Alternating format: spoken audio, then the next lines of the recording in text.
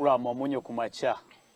Esawa ebeera yakubaganya birowoozo na kwekkaanya ensonga ezigenda mu maaso mu byobufuzi.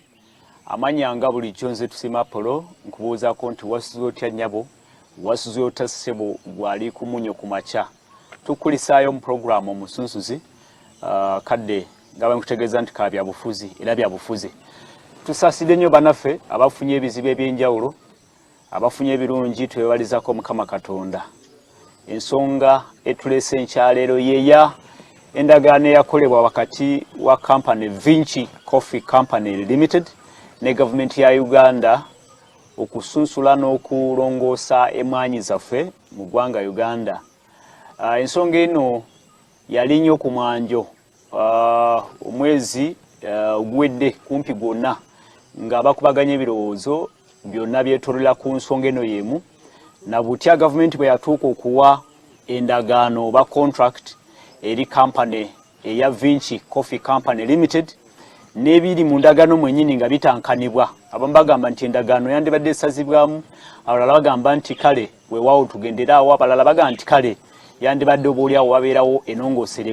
enongoosereza ezikolebwa mu ndagaano eyo.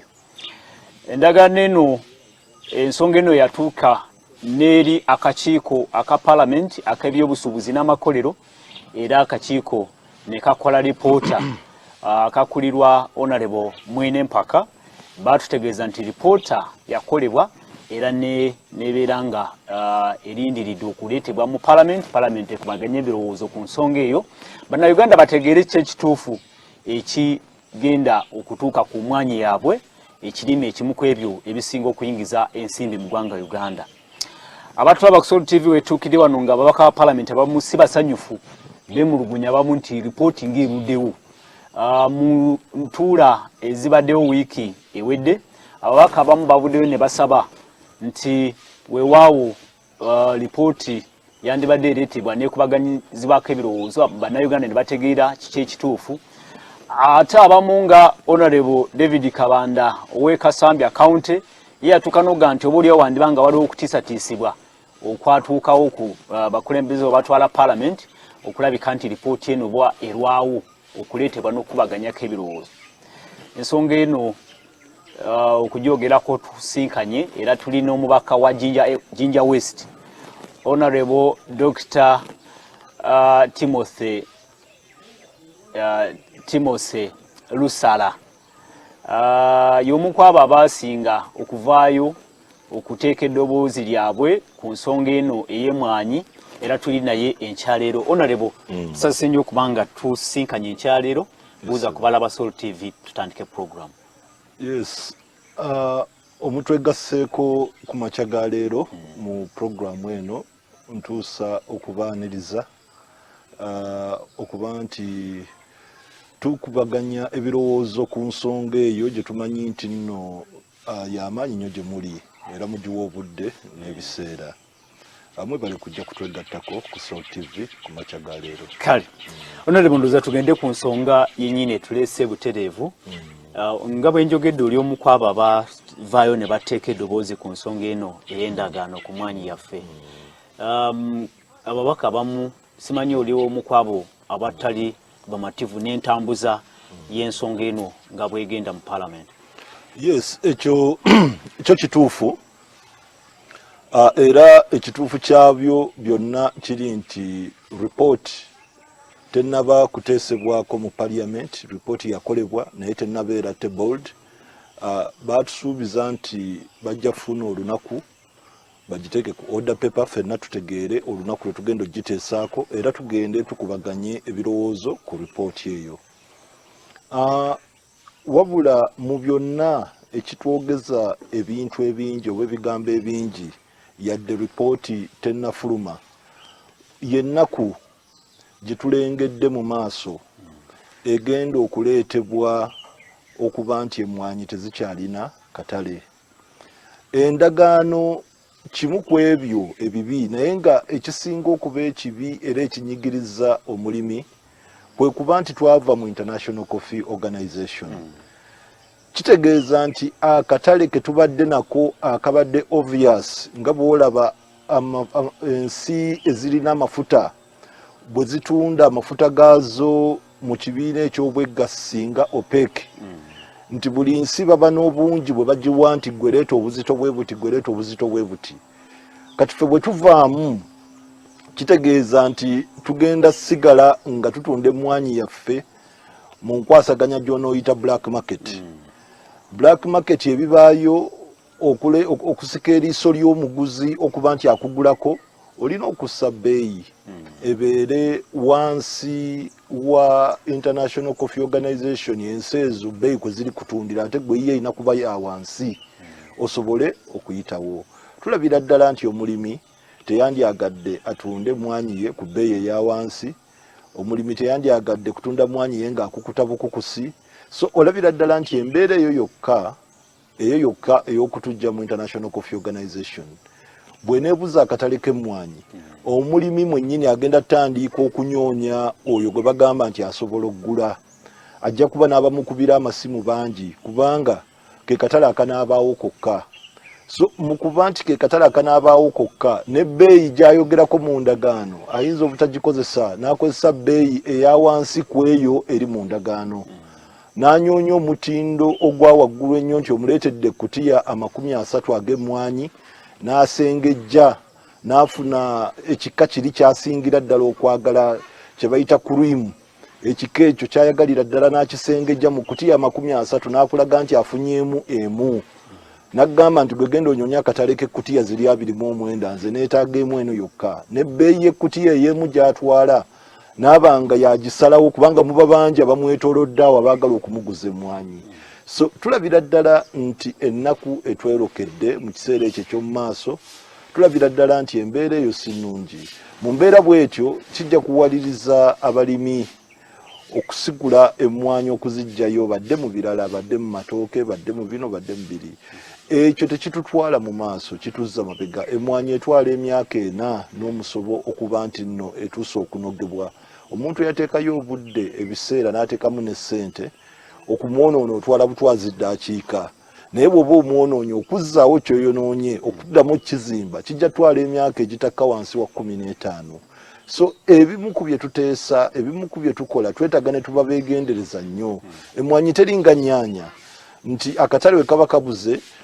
mu myezi emirala 3 ajja kuba atandise okulima ekirime ekirala. Emmwanyi ya njawulo. So mu bye tukola mwetaaga obudde. Twandyagadde n'okwetegereza ripooti si tetunagiwuliriza tetumanyi recommendations za ripooti naye mu ndowooza yaffe twanditunuulidde ekyokuba nti tuddayo ne tudda mu mukago ogwa International Coffee Organization. Omukago ogwo mu bingi bye gukola okusingira ddala kwe kulaba bbeeyi ki ekyasinze kuba nnungi abalimi kwe basobola okutunda emmwanyi zaabwe. Bbeeyi ki ekyasinze kuba nnungi gwe mulimu gw'ekibiina ekyo. So kirwana nga bwe kisobola okuba nti kisobola okutunda emmwanyi ku bbeeyi. Abatusigula nga batulaga nti emmwanyi evudde mu nnimiro etundibwa ku ssente entono nti tugiteekemukko ka value tufune ssente nnyingi. Ebyo ebigambo bya kutusigula busiguzi. Kiringa genda mu kyalo n'osanga omulimi ow'ennyaanya n'omugamba nti genda ogula ekyuma ekikola tomato sauce. Okole tomato sauce ogenda otunde tomato sauce. Abamulya si be bangi naye abali ennyaanya be bangi kubanga mu abo mwe muli ne kampuni ezikola tomato sauce nabo baba bafuuse ba customer. Kwegamba kyetaaga ne twawula emirimu. Omulimi n'abamulimi, omuli n'abamuli, agenda okola manufacturing n'abeera manufacturing. Bwe tuba twagala okuba nti Uganda nsi ekola value addition kuba tubirabye mu nsi endala nga Turkey yateekayo fabrika bo kati omulimu gwabwe kukola ngoye. So bagenda ne bagula material ne bakola engoye. Bwe tuba twagaza Uganda okuba nti netandika okukola value addition ku mmwanyi tetulina kutta kiriwo. Tugule ebyuma ebiteeka value addition ku mmwanyi bibeerewo. Omulimi akubaganye nti bwe ntwala ekkutiya yange y'emmwanyi ku katale aka bonna nfuna ssente bwe ziti. Naye bwe mbanji tutte mu kitongole kino ekya Uganda ekigenda ogirongooza kigiteekemu value addition agenda kungula bw'ati. Omulimi abe n'ebbeetu erisalawo oba atwala mu kitongole oba agenda mu katale aka bonna afune ssente. Naye okuteteganya ennyingiza ye oba oteteganyiza pulaani ze zonna waliwo atandise okuzimba alinda kusereka atunuulidde sizoni ya mmwanyi, waliwo aweerera abaana fees naye ng'atunuulidde mmwanyi, waliwo eyaritayalinga jaddayo dda mukyala ali eyo atudde atunulidde emmwanyi. Waliwo omulwadde ali ku ddagala erya buli lunaku, naye nga ssente zigula eddagala eryo erya buli lunaku, oba lya puresha oba lya sukaali oba lya kansa, ssente zigula eddagala eryo ziva mu mmwanyi. So bangi be tuli kuteteganya abali mu bulumi obutoogerekako,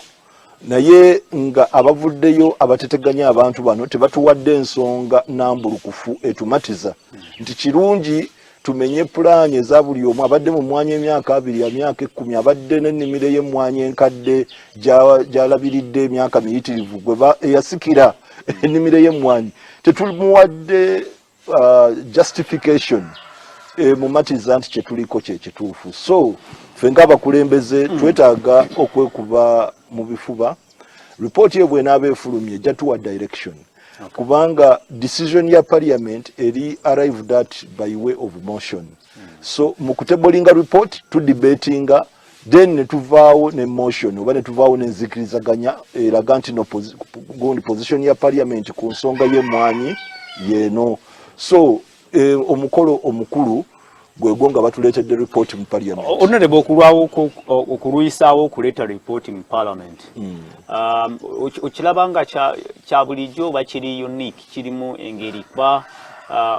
Honorable chairman wakakiiko Honorable Mwine Mpaka yavaayo ku floor ya parliament nga ababaka bemulugunyiza nabaga nti report yaggwadde okusayiningibwa, buli kimu kyaggwadde, ffe tulinze bulinzi okujja ku order paper, naye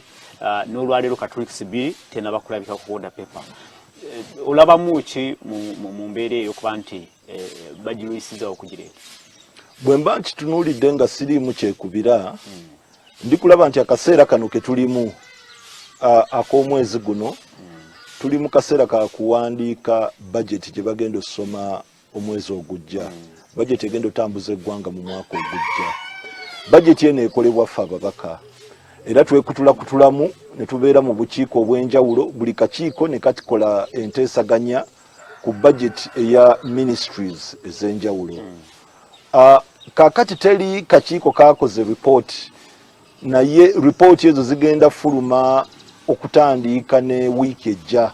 kubanga obukiiko bwonna buli bize buli coming up ne reports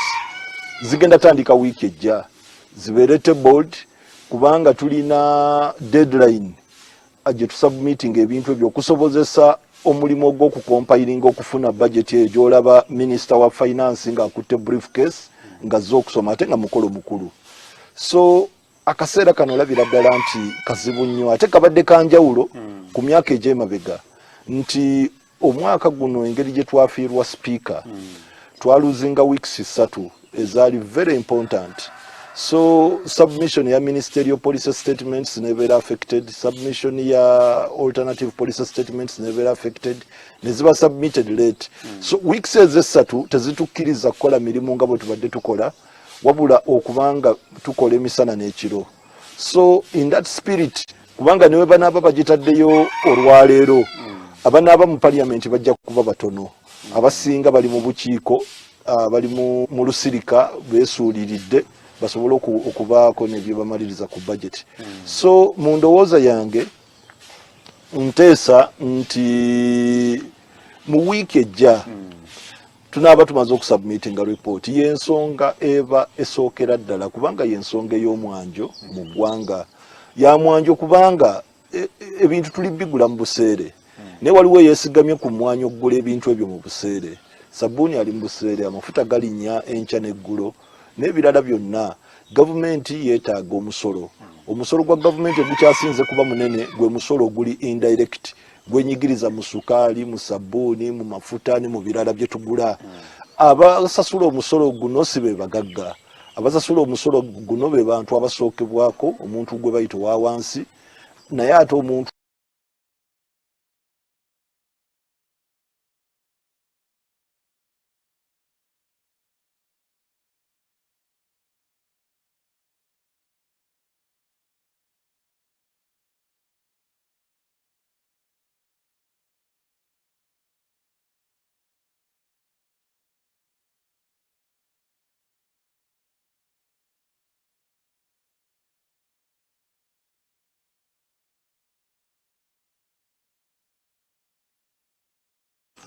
Okusookera ddala kaŋŋambe nti nze nva Busoga. Ekyebusoga ndikireeta mu mboozi eno kubanga emabega kaawo twalina ebikajjo nga tubifunamu ssente nga ne bw'ogenda mu kyalo osanga amaka agalina loole 3 zipaakinze mu luggya. Mu kyalo n'osanga alina loole emu naye nga waliwo n'abalina 15 ate nga bazipaakinga mu luggya n'apaakinga ne ku kkubo ng'okedde ku makya ng'emmotoka ze tezinatandika kukola mirimu. Eyo yali life mu Busoga. Ng'osanga omuntu atayogera luzungu ng'alwewulira kugamba oluzungu lutuyamba otegeera asomyeko n'akoze ki gwe babugumizzaako n'atanaba kubugumizibwako. Naye ng'osanga atalutereeza bulungi naye nga ku akawunti alinayo akawumbi. Abantu bazimba amayumba ne bakola bizinesi ez'enjawulo, abazimbye hotel.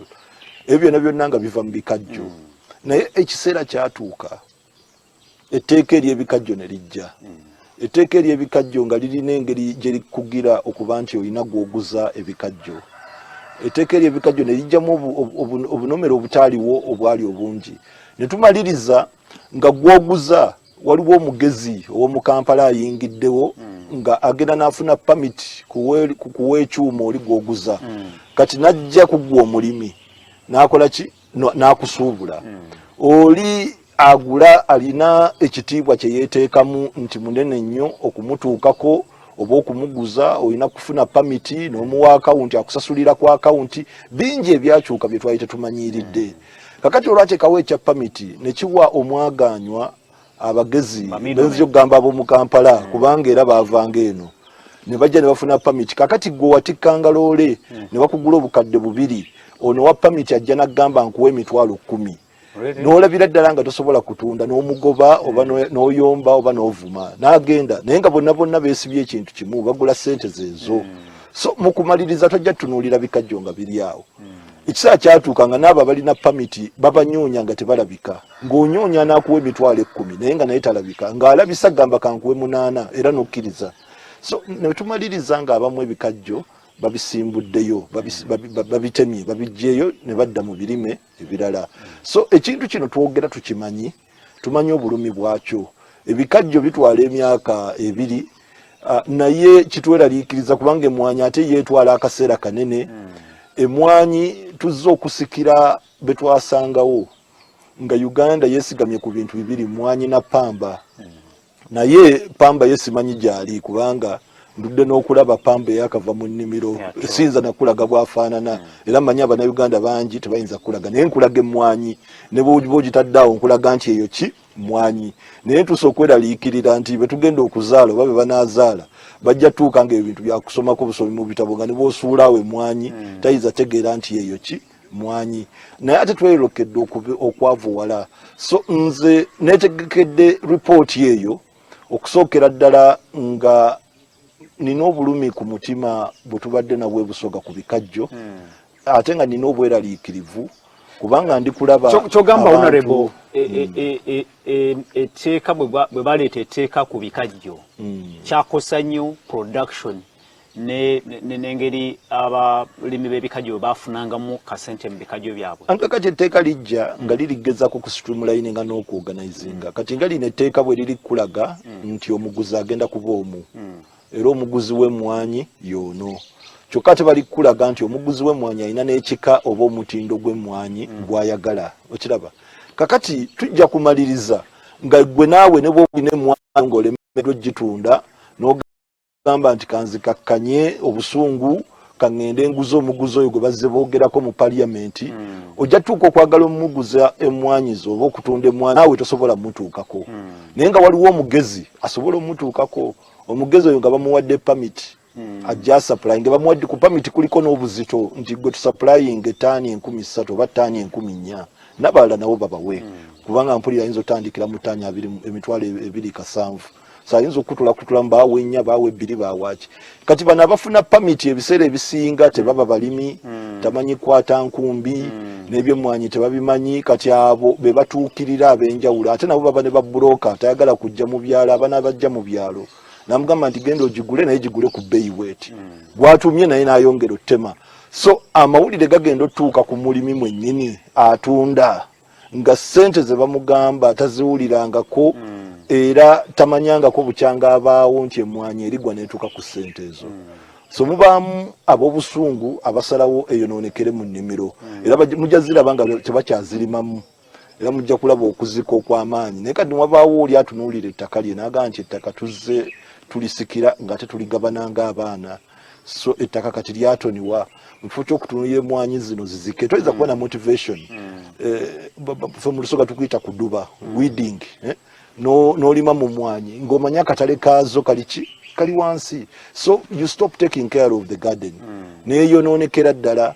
nebeera naye ekiseera kituuka n'ogaa nti kamale gatunda nfunemu kyenkola kyenfunamu era asooka kasitaaguza nga sisitimu ekutteyo nga bbeeyi emmwanyi etandika okumanyikwa nti kakati emmwanyi kiro ya nusu 3 kakati emmwanyi kiro oyinza n'ogifuna ku 2 alina gwanyigiriza n'amugamba nti agwe nkuwa 10 mu kusaagiriza kubanga oli yeetaaga ssente atwale omwana afune obujjanjabi olukwata 10 nga amawulire gakola gatambula nti ku kyalo kiri ebbeeyi emmwanyi eseetuse ne ku 10 so bwe bityo bwe bigenda okuba oba bwe bityo biyinza okuba singa embeera eba ekwasiddwa bubi ffe ekituluma kiri okusookera ddala nti omuntu alima emmwanyi bweri nti etwala akadde si kyekirimu omuntu kyayinza okuvaako omulundi ogumu nadda ku kirala alina okukikubaganyako ebirowoozo emirundi mingi kubanga wookigirayo bwoti otegera butegeezi nti okukizaayo ojja twala emyaka 4 ku 5 ng'ennimiro ogirabirira oteekamu ebigimusa naye nga tofuna okukola bizinesi emyaka 5 nga tofuna omuntu agulawo gundabye abaggaddewo bizinesi naye bw'omubuuza lwaki wagiggala nti ng'omala n'ennaku 3 nga tofunye kasitoma omala n'ennaku 2 nga wawo n'aboogera olunaku nti oyinza okumala olunaku nga tofunye kasitoma yo neeba ensonga emuggazaawo bizinesi kati ate agenda okulabirira ennimiro y'emmwanyi emyaka 5 nga tanatandika kungula so twandibadde bakkakkamu nnyo ku bantu bano kwe kutya okuliwo bwe bulumi si kwe kutya naye bwe bulumi bwe nnina ku mutima nze sandyagadde nakugamba nti nno ntya kubanga twagala tuteese abantu babuulira ekituufu nti bannaye nga tetunagenda wala nnyo na muguzi ono musooke mutuzzeeyo mu katale ka bonna International Coffee Organization kuba bw'ova mu katale ako okusookera ddala omugabo gwe baakuwa kwota gye baakuwa nti gwe Uganda ojja kuleetanga obuzito bwe buti wabaawo ensi egidduukirira n'egikwata n'egitwala kati okugigijjako si kyangu lobbying ebaawo wandyagadde ebeere recommendation okuva eri akakiiko aka trade and industry anti kati tomanya kiyinza n'okubanga mwekiri kubanga wano tuli kwogera olw'okuba report tenabeera tebond kakati ebiri mu report omwo biyinza okubanga birungi nnyo byereere nze ekyo kyonkyogedde kubanga ndabanga eyo yennono okwegamba ye root cause kwe bazimbidde buli kimu nti wano wafuladinga waliwo amazzi agakoze ki agali ku flooding agali kuyiika wano kyosooka okukola kwegenda n'osooka n'osiba amazzi so ndi kulabanga okutujja mu katale kwe kusooka okutusalako kasita bakusalako n'obanga tolina wootunda baba bakutaayizza kati ne bakulaga ettaala nti kakati oli gw'ogenda oggulako oba oli wampaka oba oli mukakkamu okiraba ebyo byonna obikola weekalakaasa otunuulidde oyo gwe bakulaze so ekiseera we kituuka enjala n'ekuluma okiraba otegeera emmere weeri oba ogyagala oba togyagala oba nnyingi oba ntono naye otegeera nti wali wewali ku kamere so owalirizibwa okusinziira ku mbeera bwekunyigiriza n'ogenda eri n'ofukamira ne bakuwa akamere oba katono oba kabi oba kaki naye ne bakakuwa kakati ffe tugamba nti tetwandituusaawo abantu bano tubalekera akatale kaabwe oli naye muntu asigule ababadde batwala emmwanyi ebweru bamuguze kubanga akisobola okiraba abasigule busiguzi bamuguze naye sikutta akatale kabweru n'otulaga oba endagaano weeri oba teriiwo akatale k'ebweru bwe kaba kafudde abantu bajja kuwalirizibwa okuba nti bagiguza oyo gwe babalaze okusinga okwemugunya kwali ku investor Enrico Pineti Omuitaliano ate omu yali mu nsonga ya Lubawa Hospital gyemanyi nti naawe engeri gy'otuula akakiiko ak'ebyobulamu olinamu interest oba oliawo yandibadde ensonga nnyo eyo ey'okuba nti tutunule investor okusinga okutunuulira investment ejja mu ggwanga investor era nga bwenjogedde nti si kibi omuntu okujja n'alaga nti yandyagadde okugula emmwanyi ya Uganda si kibi era abo bwe bajja tubasanyuka naye oba otwala investor ku kyalo gye balima emmwanyi ab'oku kyalo okwo ng'omubaka bayinza okwagala naye ebiri kukola entegeka eno okuba nti mbi kwe kutukugira okutufosinga okutukaka okutuwaliriza monopole nti oyo yeyekka gwe mulina okugulako emwanyi engeri gye bakikozeemu tebakikoze mu kiragiro kyokka nti tteeka naye neeri gye tubadde tukukusanga tutwala si kukusa naye gye tubadde tutunda mu katale akawamu batugjeeyo kati omuntu waba akujje mu katale akawamu n'akulaga ono kitegeeza nti gwe ow'empaka ekiseera kijja tuuka okakkane omuguleko gw'omukakamu ojja kgenda mangu oteese ofune ebbeeyi ennungi otandika okukola ki okusappulayinga so ffe tuli kulaba nti embeera kati eriwo gye bataddewo mbeera mbi investor oba akirinamu omutwe oba takirinamu mutwe abakitaddewo babi investor oyo abeerewo naye nga n'akatale ak'ebweru weekali kakati gwe omulimi weesalirewo ani gw'oguza otwala bweru nga bw'obadde okola oba ogenda kuguza investor ono okiraba kati investor bw'anaaba ayagala emmwanyi ajja kuba ne ssente z'akuwa nga zikusigula gwe mwennyini n'ogamba nti okusinziira ku bibalo by'embaze atunze wano asinga akoze ki akatale k'ebweru kabaddewo akatale mu Kampala weekali akaabana abatwala ebweru wakati kati awo waliwo babulooka abagenda ne bagula ku byalo osanga omulimu w'emmwanyi ng'amanyi bulooka amanyi sitowa amanyi n'akatale k'e Kampala n'olaba nti ye mwennyini bw'agatta ebibalo bye alabira ddala nti kanjitwale njitunde ku sitowa okiraba ate ku sitowa waliwo omusuubuzi midomanya ajja okujja ajeete e Kampala kisigale bwe kityo kwegamba buli omu alabe waafiitinga kwegamba ono investor gye ayogere ebbeeyi ennungi okiraba ayogere ebbeeyi ennungi alabo balina basigula bw'aba alina basigula akole business bw'aba bamulemye okusigula abeerawo ne investment ye naye nga ebisigadde nti akatale ak'ebweru ko nga weekali nze akatale ak'ebweru ke kasinze okunnuma kubanga mmanyi nti nno kagenda kukaka abantu bonna abaagala investor n'abatamwagala abaagala endagaano n'abatajagala okuba nti batunda kati obwo obukake obuli constructed obwo nze bwenjawukana nabwo ensonga ebbiri olinga alaze nti oba oliawo zandibanga zirina akakwate kuba byonna byagira kumpi mu kiseera kyekimu endagaano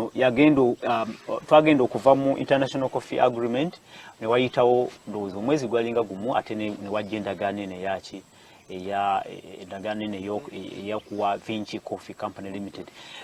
olinga alaze nti oba oliawo byandibanga byonna byali bitegeke nga bipanga oba oliawo tomanya nti kakati engeri gye tutanaba kutunuulira ripooti oyinza n'okwesanga endagaano eyasooka neri ne batutegula nga bw'onoopanga ekintu n'otunuulira omuntu n'ogamba nti ono atera kulowooza bw'ati oba bw'ati kakati bwe tuba twagala atereere wano tusooke tumutegule naakole ki aveeyo so naye ng'obwe bulumi bwe tulina kubanga era bwe twogera na bulumi kwegamba tetuganye abakozi b'essente bakole abakozi ba bizinesi bakole naye toyinza kukola ssente nga ssente gy'oli kukola eyimiriddewo okukunyigiriza omuntu wa bulijjo omusasuzi w'omusolo mu Uganda muno abagagga tebaagala kusasula musolo abagagga abalina ebizimbe abagagga abalina kampuni ezifaanana n'oyo mwennyini oyo omugagga oyo gwe bali tulaga oyo ajja kufayiringa returns ng'alaga nti akoze loss omusolo Vinci bamusonyiwa emisolo webale nnyo bamusonyiwa kakati bw'okola entegeka nga oyagala bano abagagga batasasula misolo bafune naye ng'ate omusolo ogutambuza eggwanga guva mu muntu owa wansi asookebwako naye ng'ebintu byasinziirako okusasula omusolo oli kubigootaanya oli byonoona kati eggwanga oba onoolifuga otya mu myaka 5 eggwanga oba onoolifuna otya byebyo n'okola URA n'oteekawo n'omusolo gw'omutwe abantu ne babakwata naye ng'era ensawo esente zikola ki teziwera n'olutuuka n'okulowooza nti abazisolooza be bazibba n'obakyusa naye nga n'abasikira abo basigala basanga obuzibu bwe bumu nze ndowooza nti Uganda twandibadde walako twandibadde mu maasoko singa ebintu bino ebyobulimi tebizze nga bigootanyizibwa ennono yaffe twesigamye ku kulima ebya tekinologiya nti ku manufacturinga bino ne biri ne bwoleeta ebyuma nti tumanufacturinga ngoye ndabye engoye eziva mu factory zaffe sijja kwogera linnya naye era olaba ka t-shirt nga kuba tutera obukozesa mugundi mu campaign naye era okalaba nga omutindo gwa njawulo ku t-shirt ez'ebweru so bwe kiba kyakulima mmwanyi tuli bakugu tulima n'omuyitale nakkiriza kyekyo lwaki ajja n'agisuubula naye bwekuba okuvalue addinga ku kofi ate omuyitale mukugu kijja tutwalira emyaka mingi okumutuukako kubanga yakikoledde emyaka egisoba ne 2 ng'ogugwe mulimu gwe balina amagezi ge beesigaliza ge bazudde mu myaka egyo egisukka 2 ge batayinza tuwa buwi era ge tutayinza nakufuna era bwe tuba tetugayina tetuyinza kutuuka ku mutindo gwabwe so ffe tutereeza ogwaffe ogw'okulima nabo batereeza ogwabwe tutereezezza nga twatandika ika tufuna kilo ziizo naye kati tugenze tuteekamu amagezi waliwo abateekamu obusa mu kinnya ne bateekamu biki tutuuse ne ku magezi agagamba nti olima emmwanyi n'ebitooke wamu wegana naffe tuzze tulongoosa omulimu gwaffe okiraba kigwirawa kino mu kulaba okukubuulyawo kakati emmwanyi erimibwa okusinga ddala Central region mu Uganda muno ne East ne West okiraba bw'otunuulira abantu mu bitundu bino bye bakyasinze mu influencinga nina ebitundu bye sijja kwogera naye ebiyinza okubaamu olutalo naye n'olabira ddala nga obulamu mu nsi bukyatambula nga buli nomo nga tewali kweraliikirira tewali ki era ng'ebintu obisoma busomi mu mawulire n'otegeera nti ki nti waliwo obuzibu naye ensonga etera okukwata mu region eno awatudde ebitebe ebikulu ebya gavumenti ensonga ezo zitera okukwatibwako amangu ensonga ezo zitera okuzitowa zizitowerera n'abazireese oli olabyeko ennyumba nga akasolya kazitoweredde empagi z'ensonga ezo so mu kulaba okwange there is no doubt nti ekyemmwanyi kigenda kubeera ku mwanjo kigenda kuweebwa obudde kigenda kuteesebwako era kijja kumalirizibwa kiyinza okuggwa obulungi kiyinza okuggwa obubi era y'ensonga nti parliament bwe bategikwase bulungi y'emu ku nsonga eziyinza okuleetera ababaka abangi abatali batono okuba nti badda muki mu parliament kubanga bw'obeera omubaka nodda ku kyalo nga boosaba akalulu baatema emmwanyi bayinza obutakusosola okuggyako nga wali mwatiikirivu nnyo ku nsonga eyo kakati omwatiikirivu yaani yoyo aluma ogwa wansi n'ogwa waggulu ng'ayogerera ekyemmwanyi manyi nti mu debate y'emmwanyi resolution ewandiikibwa obubi bino ebigambo ebyagala okwefananiikiriza nti mumutte mukolebwe muti mukolebwe ebyo noga nti mbadde ntegeeza bwe nti naye mpandiise bwe nti ojja kulabira ddala nti abatali balambulukuvu bulungi ku nsonga eno ey'emmwanyi kyandibaviirako n'okufiirwa constituencies ekituufu sinalaba na mubaka ayogera nga nanaagira ne banaba NRM sinabalaba nga bananaagira ku nsonga y'emmwanyi era sirowooza nti wanaabaawo omubaka ayogera nga nanaagira era singa kikolebwanga bwe kyakolebwa ku nsonga ya togikwatako ne bagamba nti TV kezikwate buli omu yeeyogerere voting egenda kuba by way of voice buli omu ekikulu tekigenda kujja mu ngeri eyo eno report ejja ne tugidebatingako naye kyemmanyi ab'amawulire bajja kubaawo okiraba bajja kwagala okulaba omubaka adebatinga ng'alaga nti ekirikolebwa kirungi ngoba ananaagira abamulonda bamulabe bwe bati tulabe bo bennyini bajja kwesalira omusango gwabwe kati environment gye ndi ku envisaginga environment nti buli agenda osituka agenda situka ng'ekintu akikuba bukubi buli agenda osituka agenda situka ng'akikuba naye nga abakikubye nga mukikubye mu parliament olaba nga okusinziira ku gye tuvudde n'amaloboozi ne president Museveni n'avaayo n'agamba nti tetusobola kugoba bamusigansimbi twetaaga bamusigansimbi n'awa position ye ku nsonga eno Ministry of Finance nevayo negamba nti eno ndagaano yesingayo okuba ennungi eri mu interest ya Ugandans olaba nga kisoboka okugisazaamu nga abantu beewo bwe bandyagadde no ekintu nga nze bwenkirambuludde investor taba mubi ekyo tukkirizeganye ne president nti investor taba ki kubanga tukyabeetaaga endagaano teyinza kuba mbi okugyako ng'ogisomye n'olaba ebibi okiraba nze wendi kwawukanira ku bantu bano kwe kuba nti nno batutegudde mu katale akabaawamu tuvuddeyo okiraba kakati tetukyalina muwatwa mulala wetutunda mmwanyi kati batutunuza mu investor ono omu yekka ekitegeeza mu bukake oba endagaano weeri oba teriiwo endagaano ne bagijjawo parliament ne begamba nti endagaano tugikansoli nze neevaawo akatale kali bakatuggyemu katutunulidde omuntu omu okiraba wali olabyeko bana abalina abapangisa batagala kusasula ssente oba n'aba n'obutakkaanya na mupangisa waliwo agenda mu court n'afuna court order n'agamba nti va mu nyumba yake waliwo alemererwa okufuna court order eyo gye ndi kuyita endagaano najjako amabaati ku nyumba onogisulamu najjako akasolya kakati gavumenti ejjeeko akasolya ejjeeko akasolya etujje mu katale akaabawamu katusigadde nga tutunuulidde oyo abangi gwe batagala kutunulako nti investor n'endagaano eyo gye batagala kola kikutunulako kati n'endagaano parliament ne bwe tugijjawo era kijja sigala ekintu kimu nti omulimi ajja sigala ng'abuuza tikakati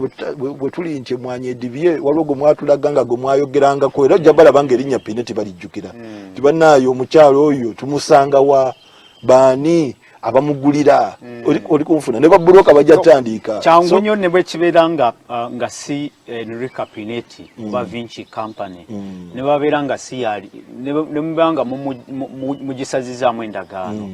nga tetukoze ku ekyokuddayo mu katale akawamu yes tujja kusigala ng'eri ekizibu bwe kiri nga tunoonya oba oli abasolo tutaasa investor omulala gye precisely season ejja tuuka ng'akatale tekaliiwo tutandika okunyoonya omuguzi n'oyo Pineti tumunyonye tumugaye nti jangu ogule oyise okutegula nti batutegula akasolya bakajjako landlord bw'ajja ku nyumba n'akuggyako akasolya ne wobeera wampaka akwesonyiwa kubanga bamanyi nti nno mu kiseera kitono nnyo ojja kuba okoze eki akajjako ng'oyomba ovuma okola ki naye olumala okajjako n'ajjako amabaati ge n'atambula n'agenda abamanyi nti ajja kudda enkeera oba olunaku luli nga toliimu andindijja agenda okudda nga tokola ki toliimu so engeri gye tuvudde mu katale kano akaawamu oba tuyomba oba tuvuma oba tukola tutya endagaano eno oba tugijjawo it will just be a matter of time nti kakati ono yekka gwe tulinanga omuguzi abalimi bajja kumala bapondooke kakati ndabira ddala nga ekisinga obukulu tuddeyo mu katale kali akaawamu tubeere mu katale akaawamu ono investor naye abeerewo investor bw'abeera watusigule asigule ab'emmwanyi abalimi b'emmwanyi si monopoly abasigule kakati bw'aba ayagala obuyambi bwa gavumenti ffe nga parliament obuyambi bwetera okuteesaako ye tax exemption eyo sijja kugamba nti tuyinza gimuwa kubanga bangi betuwadde ate tuwadde bangi abakola ebitategeerekeka kati nga bano ab'obutto betwalowooza nti balima ebinazi kalangala bagenda kukamulamu obutto batuguze naye bamaliriza nga exemption yaffe bayamba kuleeta butto bumaze kukolebwa okuva ebweru ne babuleeta wano ne batandika buteeka mu bidomola kati bbeeyi y'obutto bw'erinnye ebweru naffe wano bbeeyi neekola ki n'erinnya ne twebuuza nti ebintu ebirala bye tulima wano ne tukolera wano nga sukaali nga tebiri kulinnya ku supiidi ya butto so ne kitulaga nti omuntu akola ekintu manufacturing ekintu nga raw materials zaffe oyo atugasa okiraba so ono Vinci ono nange mba kuba mu parliament ng'ali tulaga nti ali kujja kukola value addition ku mmwanyi za Uganda naye kye yeetaaga ye tax exemption okiraba in that thinking tumuwa naye enzija jajjeemu nti nno akatale kaffe ak'ebweru basoose kategula tetukyasobola kutunda mu gundi mu international market mu gundi eyawamu mu bumu kakati tulina kutunda eri ono awo ndabanga obuzibu bungi none yandibadde omulungi investor tumukyaye era teri ajja mwogerako birungi nange sijja mwogerako birungi nga tudibetinga tujja kukuba buli omu kubanga toyiza kuŋŋamba nti investor olukwolo taluliimu esuubiriri ki abalimi b'ebikajjo kati kuba byonna olaze nti byonna kumpi bye bimu ekyasooka kyali ekikajjo ekyasooka okufa kati ate oba oliawo emwanyi yegenda okuddako esuubiriri ki kati abalimi b'ebikajjo a new order was established kwegamba order empyo manyi buli wooteteganya business nga bwolaba covid bwe yajja ne tubeera ku miggalo abamu business zaafa waliwo abaali abasomesa naye ne bava mu busomesa okwagala okwebiyimirizawo ne bakuba capati abamu ne bakola bino ne bakola biri kaakati embeera bwe yatereera eyali asomesa n'atandika okukuba capati bw'azuula nti capati alimu ssente teyaddayo mu kusomesa so that is what we call a new order so ne mu Busoga a new order was established abantu baatema ebikajjo ne babivaako ne badda mu birime ebirala ne wabaawo abo abatono abaasigala kakati ebikajjo ne bikka gundi supply n'ekendeera kati supply tennakendeera nnyo naye ekendedde okusinziira we twakola ki we twaba so kati bwe kiri nti omulimu ogwo abagulimu kati batono kaakati gugenda gutereera naye ekiri gutereeza lwabo abagulimu kugenda nga bakola ki bakendeera lwabo gye bagenda nga bakendeera kati noona abyetaaga gyali abyetaaga gyali bano abasajja ab'ebyuma gye bali era n'ebyuma babizimbye gye biri kale obwetaavu bwo gye buli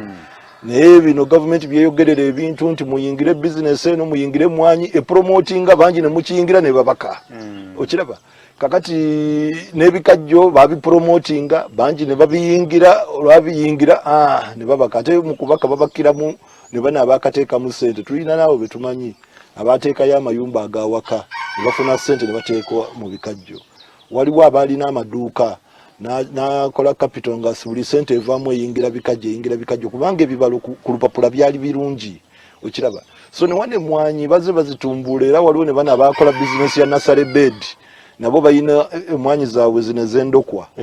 zibadde batunda abo nabo badde bakola bizinesi eyo era nabo baba base saawa zino babanja ssente tebali kusasulwa nasanze omubaka ng'agenda ku budget committee mubaka waabo abalime emwanyi abangi ng'agenda ku budget committee n'obulumi bungi era yansanze teyambuuziza wabula ng'akaaya na bukaayanyi nga ye agamba nti abalimi bano ab'emmwanyi bano ab'endokwa okusinziira ku mbeera eriwo balabira ddala nga tebagenda kusasulwa tebagenda kusasulwa kubanga gavumenti byetandiise constructively biraga nti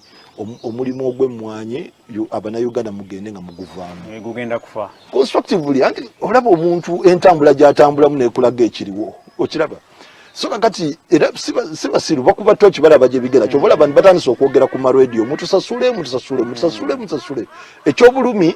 tulikola budget egenda otambuza ebyensaasaanya omwaka ogujja naye esente zisasula abantu abo mu budget teziriimu omubaka ono gwe nasanze agendayo nga bwe bulumi bwalina aligezaako kwogerezaganya nti bannaye abantu bano mulaga nti mugenda basasula naye sente ze mugenda basasula mugenda zijjawa nga ne wano mu budget temuzitaddeemu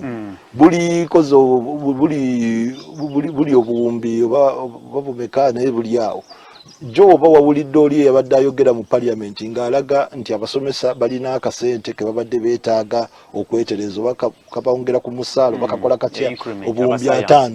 ekyo nakipiikinze ng'ali mu debate ya Dr. Musenero ng'agamba nti waliwo ssente Dr. Musenero zatannaba kulya ezikyali ku account si kulya sorry zatannaba kukozesa ekyo withdrawings ekigambo kiri nti zatannaba kukozesa so esente ezo zatannaba kukozesa nga zisukkako mu buwumbi 5 ng'oli agamba nti nga bwe kiri nti ebintu bye tuli bikuba mu tooki tulikulaba nti tebitambula bulungi tebitugasa ate gye bigenda tetulabayo muzigyeyo tuziteeke kwegamba ebyo na byonna tuli bipiikinga naye ngamba nti bwe biba tebiri kufuna attention mu budget process muno olabira ddala nga n'ab'emmwanyi okusasula tebagerasoza njagadde baluleetinga n'ababikajjo engeri gy'oyingiza abantu mu kintu ng'ogenda kukola ki kubayita ndoozi okutomeza lyerikutte lyerimu ebikajjo biryakwata ndaba nga wewamu ebyaggwera si birungi nga gye byaggwera si birungi era ndaba n'ennaku gye kyaleeta nalaba abavubuka abayingira ebikajjo mu myaka 2 ne bakola bizinesi ne bazimba ate mu mwaka gumu ne batandika okutunda bye baali bakoze ki bataddewo era mbalabira ddala ng'omutunuulira n'akusaba n'ez'emmere abamu amaka goonoonesa amaka okwonooneka kitegeeza omukazi okuddayo ewaabwe omulimu ogwo gufudde nnyo era ekisinza okugutta kakati bw'obeera e Kampala oba bw'oteesa n'abamanyi bano abasomyeko oyinza okulowooza nti nno gukyalimu amakulu kubanga ojja kgenda ku factory bakulaga ebbeeyi gye bagulako ebikajjo olowooze nti no omulimi akyafunamu bakulage nti nga bwe twabigulanga bwe tuli bigula oba bakulage nti nga bwe twabigulanga twagulanga ku bbeeyi kati bbeeyi erinnya naye waliwo ali wakati awo bano abapamiti bamidomeni abafuna pamiti omulimi talituuka ku factory waliwo ali wakati awo akwasaganya yetuukiranga nga ne factory zigenda ne zikola ki ne zifuna ebikajjo bino nga factory ziwa abalimi endokwa gundi bino ebikajjo ebyensigo nga factory ewaki ewa abalimi nga Uganda bwebadde nti nno babadde batambuza emmwanyi ezo ne bagenda mu erosi ne bazigaba ne bakola ki ow'emmwanyi n'alabira ddala nga yakyasinze kuba mukwano gwa gundi gwa gavumenti era nga president buli wayogera kimu bibiri mwanyi kakati bangi bamaze giyingira bangi bagiwadde obudde okiraba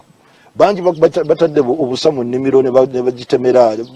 bangi basomesezza ebyemmwanyi ku radio kuki bingi bikoleddwa business baziyingidde ndokwa bazikoze kati ate onale bwetugenda kusiibula olwakadde kola statement yo esembayo tulabe nga tusiibula ku nsonga eno oba ku nsonga endala yonna bwekiri nti neno ensonga gye tubaddeko ey'emmwanyi okusookera ddala nze ndowooza nti tusooke tubeere abakakkamu mu kwogera kubanga omukakkamu mu kwogera ateesa bulungi n'awulirizibwa okiraba abantu bano abazze bakola businesses endala ze bayita ddiiru kyetaaga basigale mu ddiiru ziri endala ze babadde bakola ekyemmwanyi tebakiyingira kubanga kikosa bangi obubaka bw'empa gavumenti nti omusolo gwe mukyasinze okufuna gwe omusolo gwe bayita indirect gwe muteeka mu bintu ebikozesebwa sukaali butto na biki omusolo gwe abagusasula be bantu ba bulijjo abasookebwako essente bazijja mu bintu ng'ebyo ebirime abagagga bwe mulitambula nabo saawa zino tebasasula misolo n'ono mwennyini gwe mutulaga nga tanatandika kukola kyali kusooka okusaba kwe kumwesonyiwa ku byonna akadde kaweddeyo alaba Sol TV program Omunnyo ku Makya enkyalero bwetyo bwetambudde tuteekwa kwebaza olw'okuba nti obadde naffe ate twebaze n'omubaka waffe Honorable Timothy Batua Lusala mubaka wa Jinja West tuteekwa kwebaza aba Lake Victoria Beach Cottages ekigo kwe twakoledde enkyalero balina ekifo kirungi gardens ennungi restaurant n'ebirala byonna twebaza Madamu Gauda atukoze bulungi erudde eno katubasiibule tuddemu tusinkana olunaku olw'enkya musiibe bulungi mweraba